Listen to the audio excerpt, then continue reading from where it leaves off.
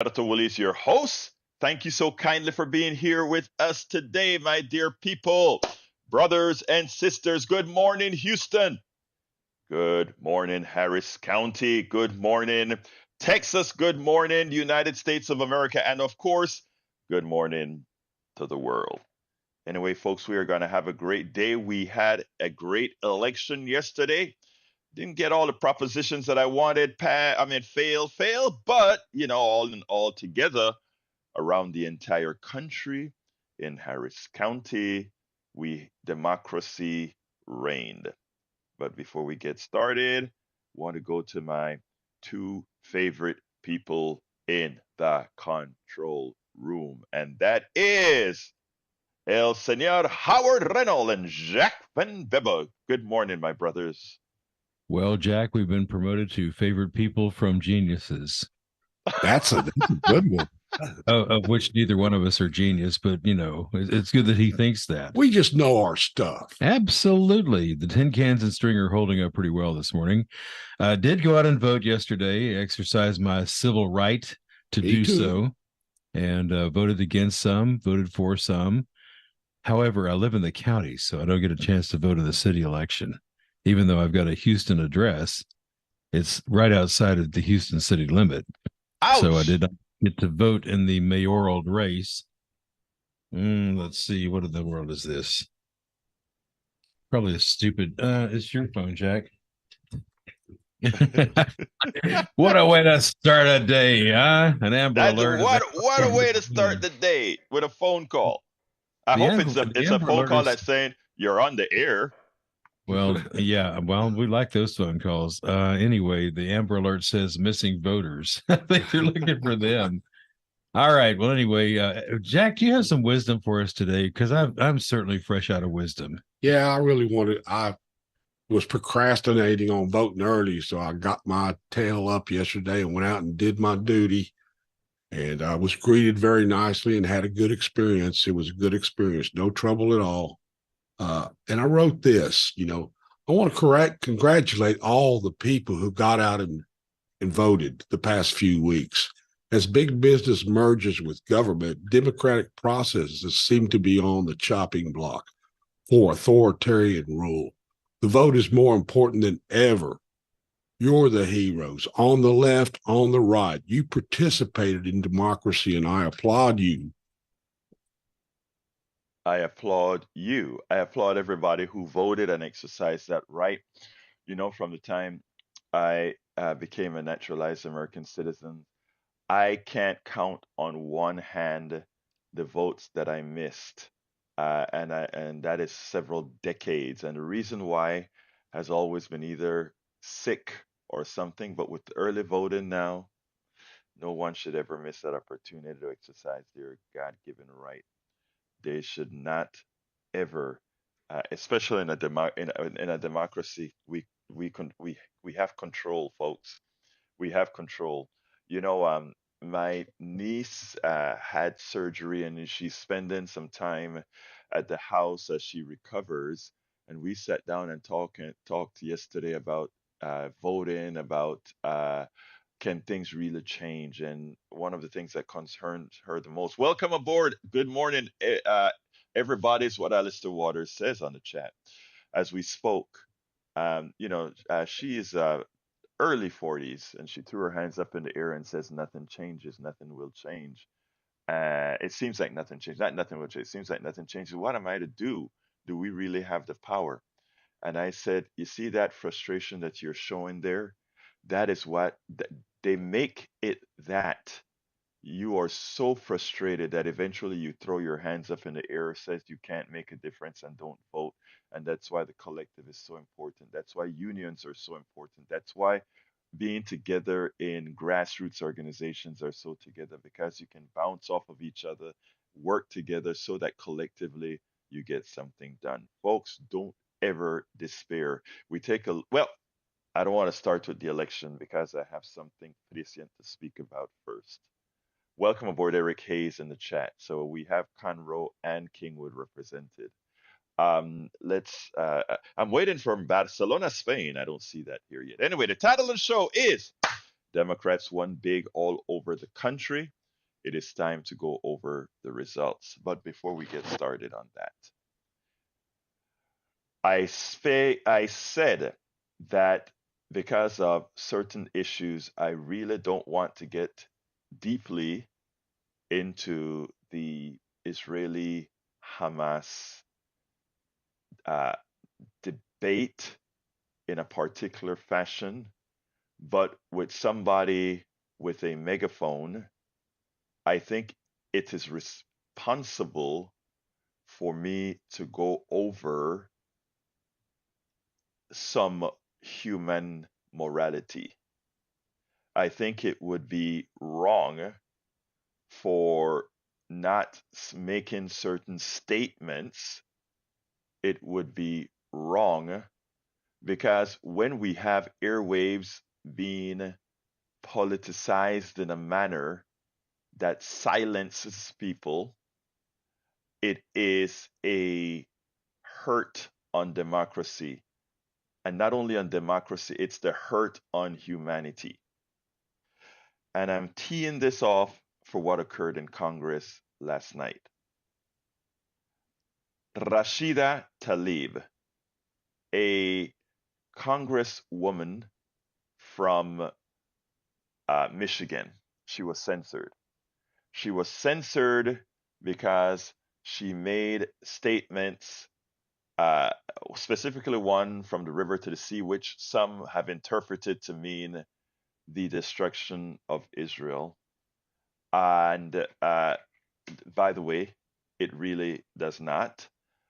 Uh, I know you're going to have a lot of people immediately say, "Oh, that's what they say and that's what they mean."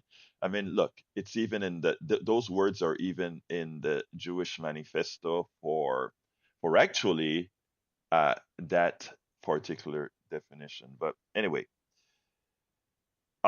she got censored yesterday. But before she got censored, she gave a passionate speech on the floor. She is the only Palestinian inside of Congress. I'm not looking for a debate here, my brothers and sisters. I just want to state a few things here. Before I became a naturalized citizen, and many of you know the story, but for the new people that are coming out here, you will hear a part of the story that I like to mention to people when it comes to humanity. As a citizen, rather, as a born a Panamanian citizen, naturalized American now. In 1989, I was here in the United States. My father was still alive and lives in Arco East, right across the street from Colon. I have relatives living in Panama City. Manuel Antonio Noriega was the dictator of Panama. They like to call him a dictator. It's not that black and white there, but he was a dictator of Panama, and he had all kind of alliances with the American CIA, and they would have agreements for spying on people, all that kind of stuff. But there was one ask that the CIA asked of Noriega, and he didn't do. And well, it was also known that he kind of laundered money for the drug dealers. I mean, like a lot of we launder, a lot of our banks launder money for them. And anyway, so they created pretext to get Noriega out of power. And but the pretext is immaterial, what they used to get out of power. I want to talk about the humanity here. So there's one person that America claimed that they wanted out of power because they were, laundering money for drugs in America. They didn't say, let's teach Americans not to use drugs. They said, this guy is providing the supply or allowing the supply of drugs to the United States. We're going to take him out. And in the process to take him out, we used the military might of the United States to bomb the smithereens, specifically out of three cities: Colon, Chorrillo in Panama City, and David. they wanted to take out the cuartels. That's the places where the militaries not the military, the Guardia Nacional, the National Guard of the country was, the major parts of it. So they took it out. But they didn't only take out the military portions, but around these bases, like in many other Latin American countries, there are a lot of tenement buildings, etc., where thousands of people live. So as these bombs were let go indiscriminately, thousands of Panamanians were killed, died. Thousands of Panamanians died. And they did a lot of cover up. They created big pits where they threw all the material from the Guardia Nacional and all these things into the ground. I don't think a lot of you hear these stories on our regular mainstream media channels. You hear bits and pieces about it, but you don't hear about it in detail. But I bring that up to tell you that that has been our modus operandi, our military's modus operandi. That has been the way. Colin Powell always spoke about whenever you're going to go in to do massive damage, in other words, so that nothing happened to our people. When we were attacked in Iraq by Saudis who trained in Afghanistan, when we were attacked and we lost 2,300 innocent Americans, we did similarly, but not so much so in Afghanistan because a lot of these fighters were in the mountains, etc. So the damage wasn't as bad on civilian populations. But the truth of the matter is, we don't care. We never cared. When we then created a pretext to go into Iraq, in Iraq, we our smart bombs killed several 100,000 people under the pretext that Saddam Hussein also had something to do with 9/11. But civilians got killed indiscriminately in Iraq again. And we as Americans feel or felt, many of us, listening to our media and our government justified that innocent Americans and several thousand American soldiers got killed. The war machine, because 2,300, Eric says I'm wrong. He says it was 3,000 Americans got killed. So we thought it was sufficiently humane that that was in response to the killing of Americans, and that somehow that would make things better. That would make this not happen again. That's what we would be felt to believe. But at the same time, folks, at the same time, all those brave firemen, all those brave officers that went ahead and cleaned up New York. And in the process of cleaning up New York, in the process of being in that bombed area, got ill, got sick, got all kinds of diseases. We care so much about humanity that we couldn't invest the few $1 billion in giving those folks they had to fight so hard. Even Jon Stewart and everybody had to fight for our Congress to give these guys the money for their health that was caused by this explosion. But we had no problem sending monies to the war machine that continued to do its thing. And this story can be repeated for Grenada. This story could be repeated for Haiti. This story could be repeated for many countries that we have invaded across the world. So then comes Israel. And we had Hamas, who goes in and murders terroristically 1,400 Israelis. And Netanyahu, who really one has to consider a war criminal, not only for what has occurred since those 1,400 innocent Israelis were killed, but for what he has been doing in Gaza and the West Bank for several decades.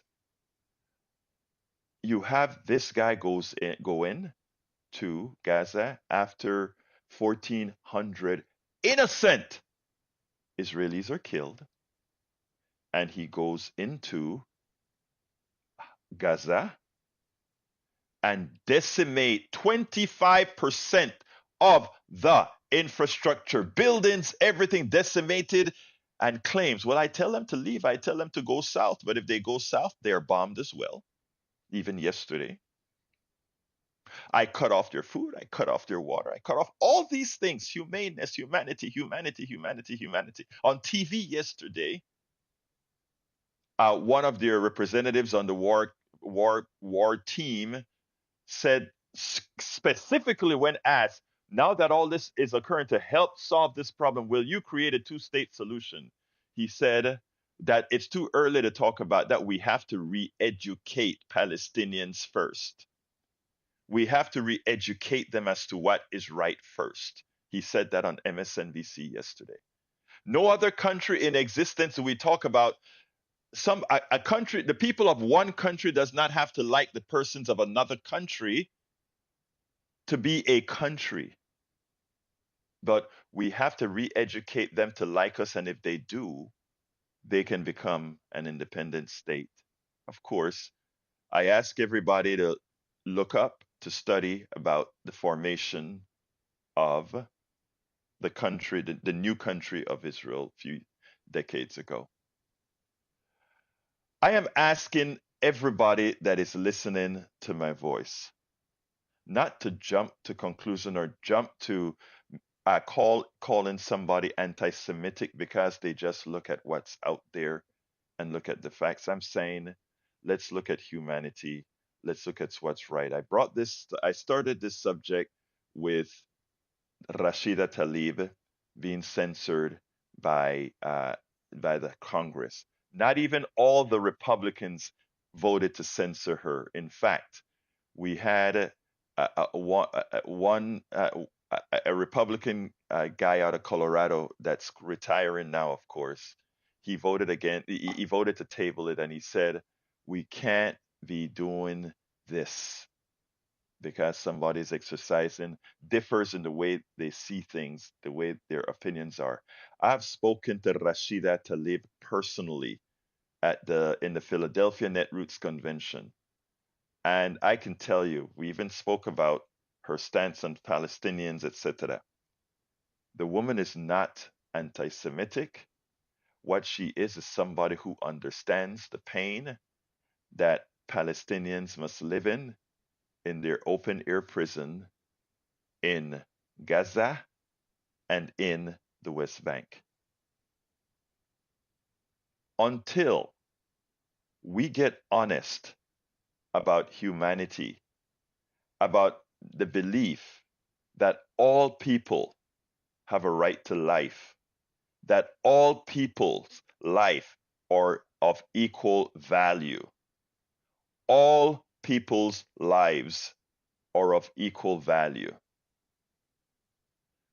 we will continue to have the events, Hamas, Israel, America, etc. And we as Americans, we have to also tether our own military.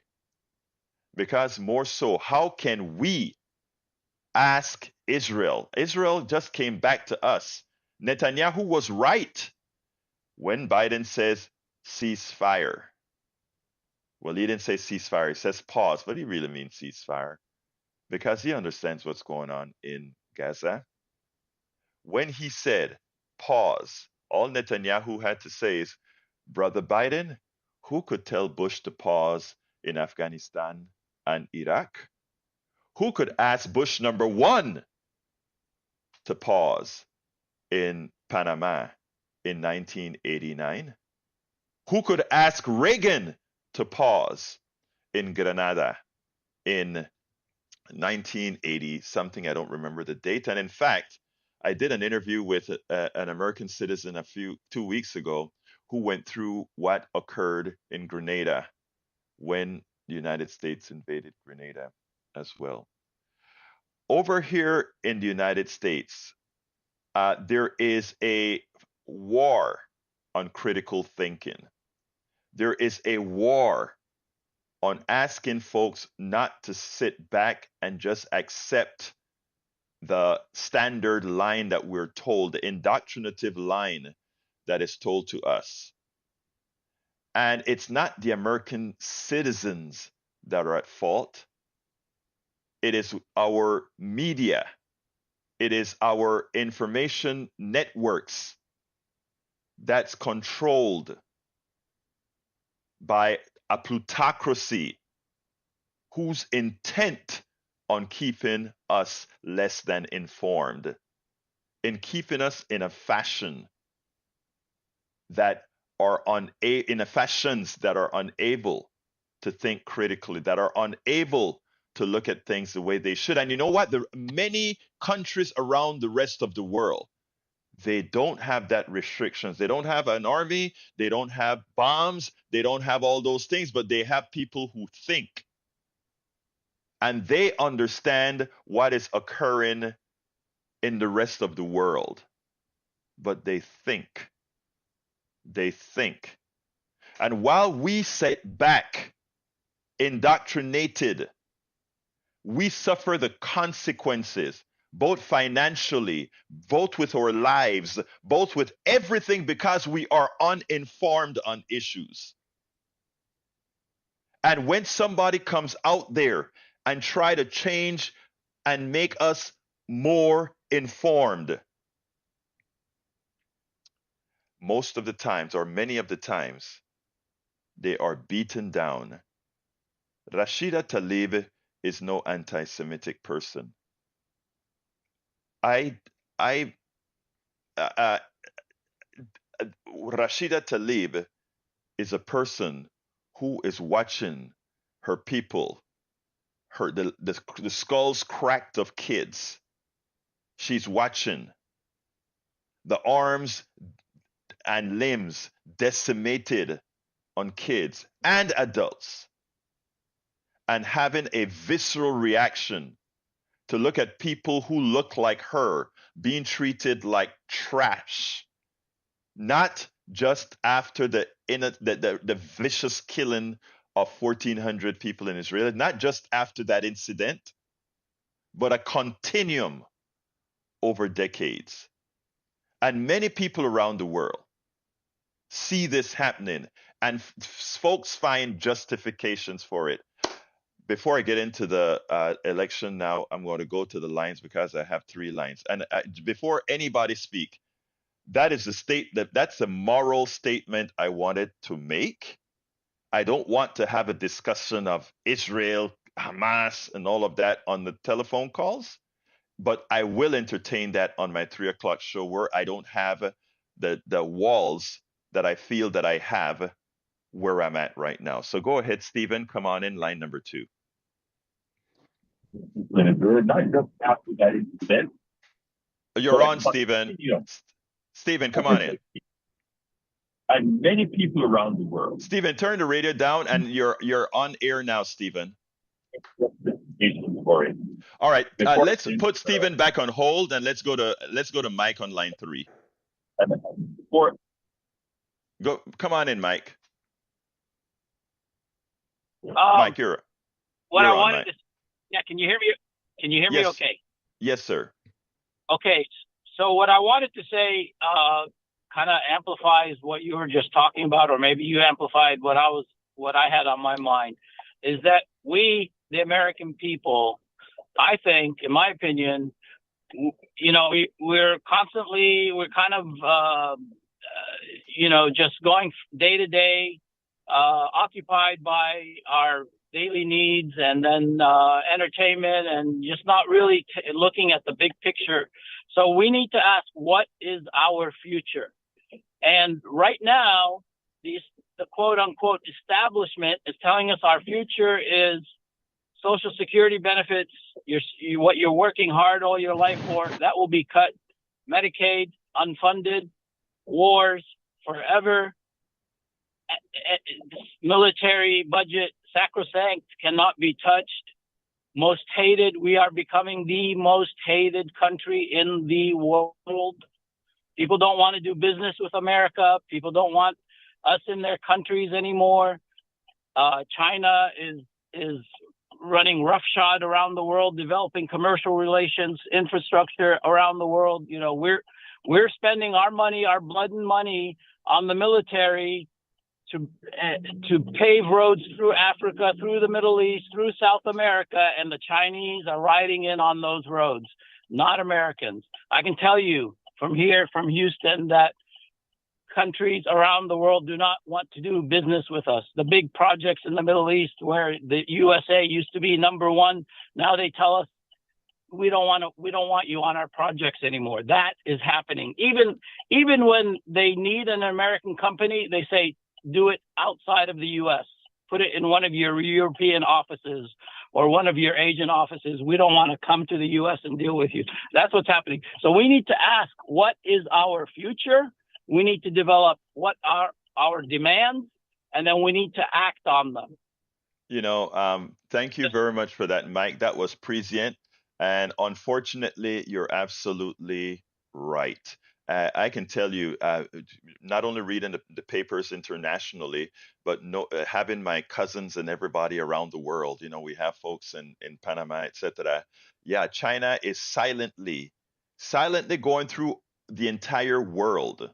You look at places like Jamaica, the freeways being built in Jamaica, financed by China, money's recovered and building relationships as we bomb. You're right about that, sir. Thank you for the call, Mike. China, I think China has one military base outside of China, and we have 140. Right. And they're making all the yeah. They understand the power is not in the military. By the way, they have a very strong military. They just don't try to exercise the power of that military. You know, they understand that it's a lot smarter and more economical to do things otherwise. We still think like, I want to say cowboys, but that would be giving a bad name to cowboys. But thank you for the comments, Mike. You have a wonderful day. All right. Let's go to Harry. Harry, come on in. And I have a lot of calls, Harry, so we can't be super long, my dear brother. But you, as a regular caller, I need to get you in. Okay. I just wanted to finish some of my points from yesterday, but I'll start off just saying that you're right. Rashida Tlaib is not anti-Semitic. Those people are all Semitic people. So when you hear that statement, that's just asinine. It's crazy to make those kinds of statements. But Joe Biden better call for a ceasefire over there because his presidency's in trouble. I hear this stuff on Democracy Now! When I listen to Democracy Now!, a lot of these Arabs, Americans, blacks, Asians, even Palestinians will not vote for Joe Biden if he doesn't do the right thing. So he better do the right thing and do that, because a lot of people feel that Joe Biden's too old anyway, and they'll think that, if they don't like the other choices, they'll just stay home. And every person that doesn't vote for Joe Biden in this general election, that's just going to hurt him. Now, I'm not going to vote for him. I have my reasons. I'm going to be voting for Dr. Cornel West.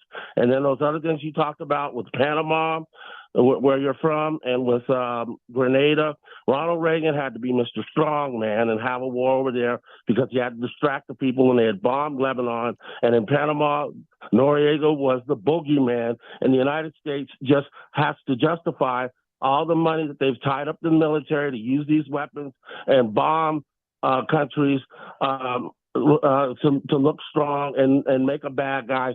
So thank you, Harry. Harry, look strong. Harry, you're absolutely right. Thank you for your call.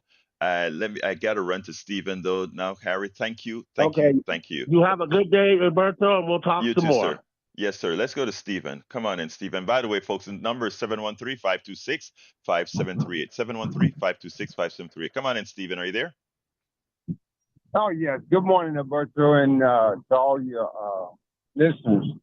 I'll remind you that you and I have both sat with Brother DK Kamal some time back. But oh, yeah. Great. Yeah. Love PK. Talk to me, sir.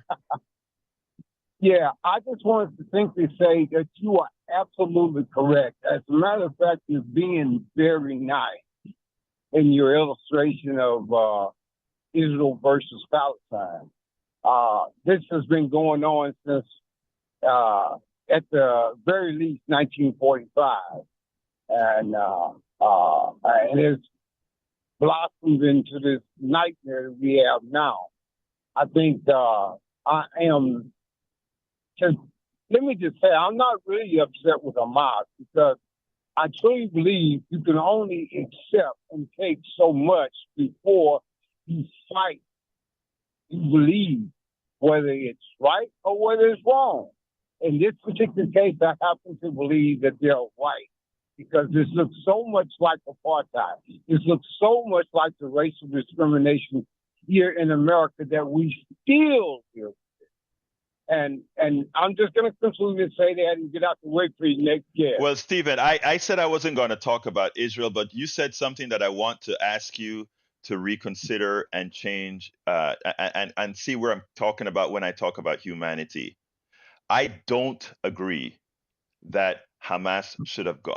First of all, I do believe the Palestinians are being oppressed. I do believe that. I mean, it's a statement of fact. The reality tells you that. I don't believe in the utter murder of innocent women, men, and children, no matter what. I think once you do that, you put yourself on the same level with the oppressor. Okay, so I do not believe Yeah. so hear me out, brother Stephen. So I do not believe All that. right. I think what Hamas did was horrendous. It was terrible. I thought there are other ways with other than killing that can accomplish this thing. And one of the major ways, first of all, is to eliminate that Israel can use you as a terrorist driven entity in today's world. In the past world, where you didn't have communications, where you didn't have a whole lot of these issues, maybe that was the only way, the physical harming, killing, and maiming of human beings. But in a worldwide area where you have communications now, I think not. So I'm not going to agree with you on the Hamas issue, but again, as far as everything else, I think the evidence and the facts are out there. And let me also say this, brother, because I'm just saying straight out. I hang around with everybody, Muslim, Jews, everybody, and I don't know anyone of the people that I hang with that believe in what's occurring right now in Gaza and the West Bank. So please, my brother, I disagree on that one, but I got to go to Joe. Anything else you want to say, Stephen, real quick? Yes, real quickly, I understand the reason and rationale with regard to Hamas. What I'm simply stating, and I do not believe in the actual death being the only answer. But what I will say, Egberto. that until we decide to look at that thing like it truly is, not what we were supposed to have it be, what we would like it to be, but what it is, we can't make a change. I would say once that Obama came on when Israel had killed 80-something people in one weekend. Well, 80-something people died in Chicago that same weekend. Right. And he had no remarks on that, but he said Israel had a right to protect herself from the people that she traditionally had, he didn't say this part, killing 10 for every one Israeli. You killed 10 Stephen, I hear you there. Remember what I said in the beginning. I don't want to actually go into detail on the Israel. If you can come on my 3 o'clock show and you can say whatever you want on that show, okay? But right here, I want to kind of be a bit more controlled. Thank you, sir. I'm sorry. Have a great day, sir. You too, brother. All right, let's go to Joe. Hey, good morning, Egberto. Good morning, sir. How are you doing? Man, I'm doing great. About to get on the bus. Talk to me. A couple observations about the show so far. Thank you for a little bit of background, man. On you, I didn't know. You're from Panama, and I was very happy to hear that when we see eye to eye on a lot of things, and you recognize the CIA's fingerprints all over many things that in history, but you don't recognize the CIA's fingerprints all over the Trump presidency, right? I see them there myself. Can I ask you something about that, sir? I generally don't interrupt, but I want to ask you, what value do you think the CIA would find in somebody like Donald Trump? Like, what value do you think there would be in anything that Donald Trump could provide? He is of no value to them, right? Because the goal of the CIA is perpetual warfare, right? And under Trump, we were getting away from war. We were getting away from this inherent militarism that just like with Israel and Hamas right now, we're selling guns that's money in our pockets. But that's not what I wanted to mention. You were talking about your sir, one other thing to interrupt you. I'm sorry, but I don't want you to jump to the other subject. And you said you're on the bus. I'm gonna let you come with the other subject right away. But what I try to tell people is we have to be careful with the rhetoric that a politician says and what he actually does. Right? You talk about the militarism of Trump not wanting to be militarized when he actually increased the military budget, more money to the military industrial complex under the tutelage of Donald Trump. So I don't know if we can talk about Donald Trump as not wanting wars and at the same time you're building up the military. So I just want to put that as a corollary to what you just said. But continue with the next point you wanted to make, sir. So you were going great, and then you mentioned that you learned something and we started talking about something you saw on television and that you saw on MSNBC. Okay, and in recent years, I've come to believe that there are two wars being fought right now all the time. There's one on the ground with guns, and there's one on the airwaves with information, right? Yes, and the information war, I would argue, is at least as important as the military war, right? You nailed it. You nailed it, brother. You nailed it. Lobbed back and forth, the bombs that like decapitated babies. That is an information bomb. Bombing hospitals, right? Another salvo in the information war. Yes. All of this is designed to provoke and to keep you in line, right? To keep you in line, to keep you fearful, right? Yes. And that there's and especially around election time, the things change, things become black and white. I would say that, listen, turn your television off, right? Turn it off. Do not watch MSNBC. Do not watch Fox. Do not watch any of that, right? Okay. If you need information, go to the raw sources. Find it online. There are places that like news aggregators that you need to learn to see through 30 to 50% BS, and pick out what seems plausible to Joe, you. And may I commend you on that? May I commend you, first of all, on that statement? I love that you said that, because if you start using aggregators like Feedly and these other things, you don't only have to add United States papers, but you can add the French paper in English. You can add the Nigerian papers. You can add all these papers to your aggregator and see stories from around the world. So thank you for telling our audience that. Now, I want to say one other thing to you, and before I have to let you go, and that is, I have personally now, as a host, I must watch MSNBC and all the other channels, because that's what most of the people are watching.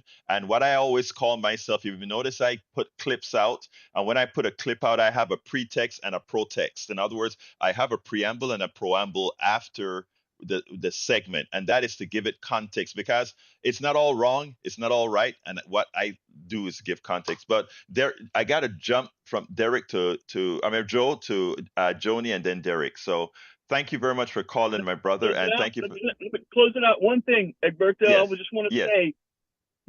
I just want to say, Donald Trump 2024, let's make America great again. Okay. Why did Why did you have to say that to let me hold you on for another 30 seconds? Here is the deal. We some other program.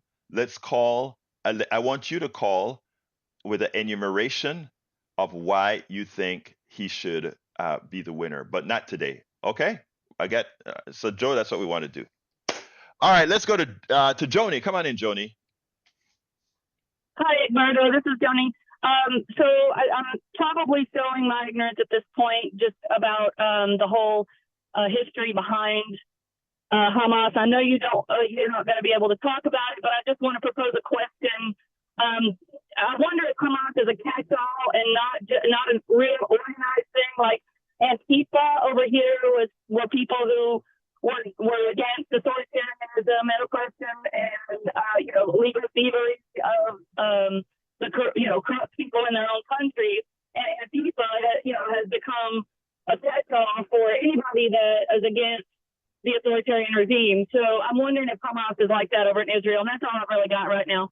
Thank Okay, you. let me tell you. Okay, Joni, I don't. Before you leave, let me just tell you. The answer to that is absolutely yes. It's a catch-all. All right. In fact, all the people that did the kidnapping were not Hamas. These were all what we would call rebel groups from, and Hamas is the sort of catch-all for all these groups that were actually invaded Israel. Well, I said invaded, that broke down the walls all around Israel to go into Israel and do what they did. So yeah, I'm not going to talk much about that, but yes, Hamas is the lead organization, but there are a lot of other folks that have nothing to do with Hamas that also perpetrated what occurred on October 7th. So you're absolutely right about that, Joni.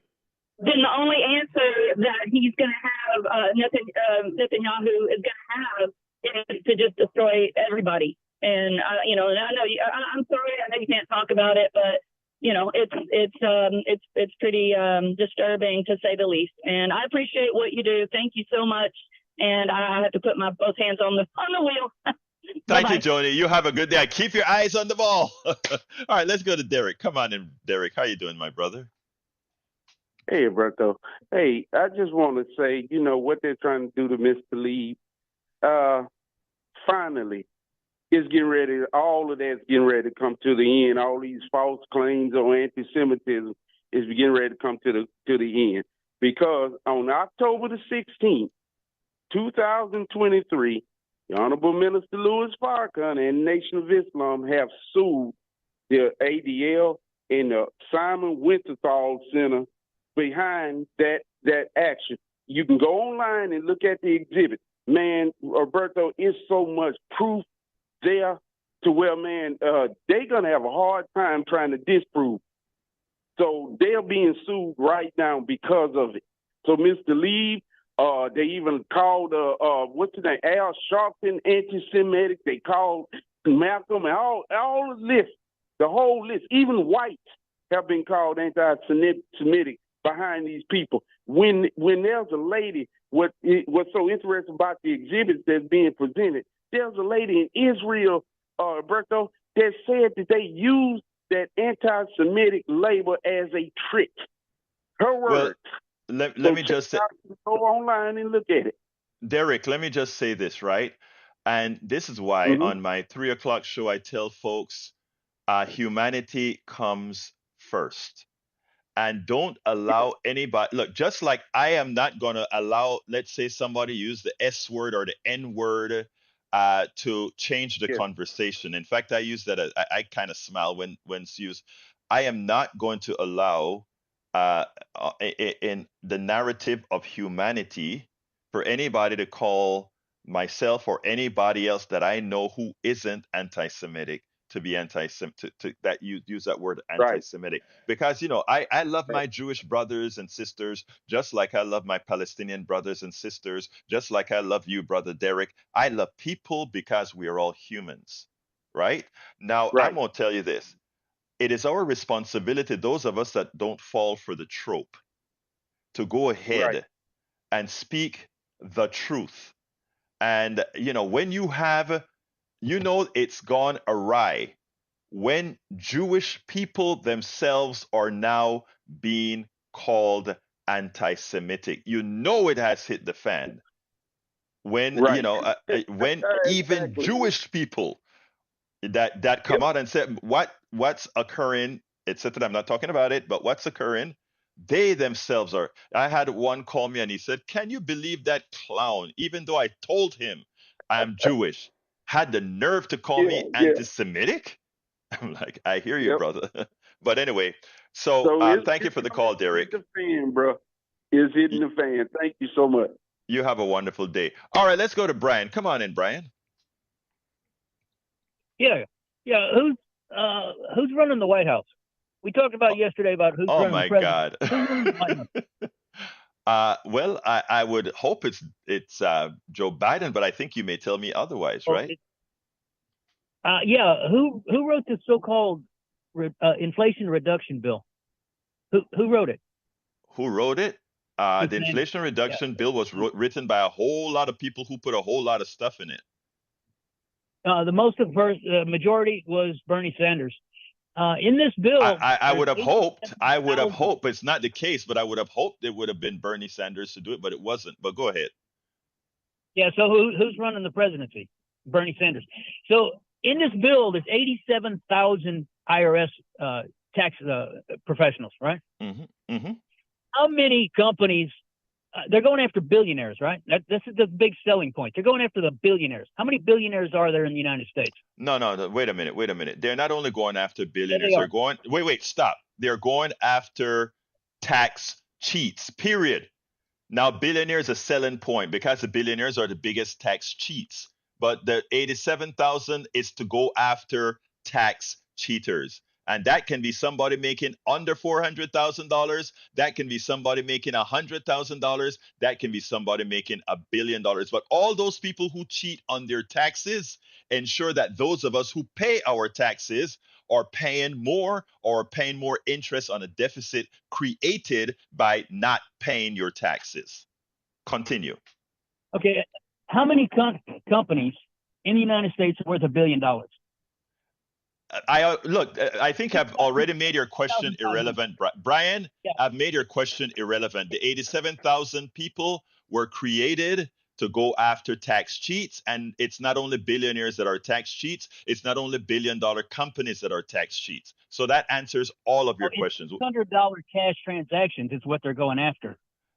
It doesn't Jim matter Jones it doesn't matter if you are a tax cheat, my brother. You are a tax cheat, and we should have the IRS taking the money that it is owed. Period. That's it. your grandfather dies and he gives you a watch that's worth $600. You sell it for $600. You put it in your checking account. The IRS is going to look at it. So what? $600 is the so what? Yeah, so what? Look, we just had. Let me tell you how bad things are with How the many? way you're thinking. Brian, hold on. Let me tell you how bad things are with the way that you think, and then I'm going to let you go. Right now, we just passed if I'm reading the proposition, the outcome correctly, we just passed a law, or rather, a constitutional amendment that says the people that we elect cannot tax the wealth of the wealthy. We just passed a constitution. And you know why? Because people didn't understand that the average American citizen, the average Texan, are out there paying taxes on their wealth, their homes, their cars, etc. But somehow we can't touch the way the wealthy holds on to their capital. Come on, man. I'm sorry, Brian. I got to let you go, but please, Brian, stop boxing yourself up into the indoctrinative thinking. Let's go to Donald. Come on in, Donald. Good morning, Alberto. How are you today? Good morning, my brother. How are you doing? Good, good. Refresh my history lesson here. Didn't somebody wash their hands of the whole thing back a long, long time ago? I think his name was Pilate or something like that. He washed his hands of the whole thing. Pontius Pilate. Yeah, go ahead. Yeah, I think somebody needs to write a better book because that's what most of this is about. And you can't, if you got to justify something, 9 times out of 10, you're wrong. And that's all I got to say about You know that. what? You know what I love about you, Donald? You are always so precise and simple, man, and smart. Anyway, thank you, brother. Thank you. Have a good one. You too. All right, folks. We said we are going to talk about the election. Let me just tell you about the election. It turns out that in as much as Biden is really in bad shape with regards to and this morning I heard Morning Joe just trying to beat a dead horse. And my good friend I hear at Daily Coast and many other places trying to beat a dead horse, how all these Democrats are winning all over because the policies that Democrats support are the policies that most Americans want. It is that simple. It's not complex at all. They want health care, they want service for their kids, they want all these things. And the people that provide that are Democrats, progressives, right? But folks have an issue with Joe Biden. I don't want folks to get the wrong message from the big wins that Democrats had all over the country. The abortion bill was passed successful in Ohio. In Virginia, we didn't only hold on to the Senate, the state Senate, but in Virginia we also won the House of Delegates. We won a bunch of stuff in New York, though we lost a couple of small little local things in New York and I think New Hampshire. But if you go through the list of the winning that Democrats did, it was astounding, and it spoke about what most of us have been saying for a long time. If you go out there and sell what you represent, people will vote for what they represent. If you take a look at even in Kentucky, good old red Kentucky, Bashir won, and not by 5,000 votes like he did the last time, but by 6,000, by 6%, 5 or 6% against a Trump endorsed, McConnell endorsed candidate. So Democrats ought to feel great about policies that they support for 2024. Democrats have a lot of work to do about Joe Biden, and stop thinking that the American population is stupid because of the following. Guess what Kentucky proves? Kentucky proves that if there is a Democrat we think's going to solve our problems, we're going to vote for them, even if we're Republican, and Republicans are good people. And if the preponderance of what you provide is made to them to see that their lives will be better, they will vote for you. That's what I tell progressive. Like I sat down with that Republican woman in Starbucks, and by the end of the discussion, she was a progressive. I mean, not really. She's still a Republican woman, but I guarantee you, she's going to vote for progressive policies. Do the work and also listen to the people. What occurred with the big win for Democrats all over the country doesn't mean that a Biden win is guaranteed. People know how to split their vote. And that is exactly what I learned from how the vote went down on all these states, is that people, when given information, will vote. Is Biden a better candidate than Trump? Absolutely so. Is Trump going to be the candidate in 2024? I am not sure. Is Biden going to be the candidate in 2024? I am almost sure. I'm going to tell all Democratic establishment leaders, you better stop living in a box and living in a fantasy land and map out all possibilities, and you better do that now. You better do that now. Because the big win for Democrats in all over the country, and likewise in red areas, tells me. And by the way, we almost came Mississippi. A few things changed in Mississippi. Hey, you would have had a Democratic governor in Mississippi. You have to really stop looking at an educated American population as stupid. They're not. Educate them. I shouldn't say that. Let's educate ourselves, is what I should say. The other way sounded kind of condescending. Educate ourselves and run the candidates that most support humanity and otherwise. Welcome aboard, AR. Yes, America dropped 2 bombs. What's interesting is all the things that we are fearful as Americans that other countries are going to do. Guess who've done it? We have. The only country that has used the atomic bomb, right? We go into Panama and do the things that we don't want other people to do, right? I mean, we got to know that people around the world sees all of this. They're critical thinkers too. So we have a lot of atoning to do as a country, and we should, because we're a powerful country. We are a freedom-loving country, but we also have a side that needs to be atoned for. Paul Fleming from Atlanta, Georgia, welcome to Politics Done Right. Thank you for your words. I didn't get a chance to read them all. Eric Hayes, Paul Fleming, AR. I saw some others in there. I want to go ahead and salute before I go to the control room, because again, I like to acknowledge everybody. We also have Valves BTW, Eric Hayes, and Alistair Waters. Thank you for being out there in the chat. Anyway, let me go ahead and throw it to the control room. Good morning, Egberto. We've been back here busily answering the phones and keeping the tin cans and string together. Yes, sir. Thank you. Do we have a great? Let me ask you this. Yes. You mentioned the Ohio abortion vote. Yes. Did that pass? Yes, it did. In other words, now it's a constitutional amendment that legalizes abortion in Ohio. So it's not like the state Senate or state Congress could change that. Well, look, what we're going to start facing in this country is a backlash, because they're taking away women's rights and men's rights too. I mean, not that we're going to go get abortions as men, but for heaven's sakes, I mean, look, sometimes it just has to happen. Yes. Yes. And our backward ass Texas legislature needs to learn how to restore rights to people. Well, I mean, I'm a native Houstonian. I'm a native Houstonian. I'm a native Texan. And I think that the Texas legislature is the most backward, corrupt government entity I've ever seen. Agreed. I've never seen anything like this. Agreed. It's outrageous. It is. All right, Jack, what you got for me?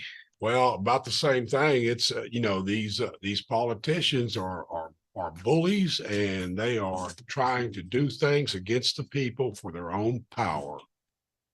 Thank you, guys. Thank you, control room. Thank you, audience. You guys have been great. Thank you, callers. You guys have been great. My name is Egberto Willis. This is Politics Done Right, and you guys know how I end this baby. I am what? Out.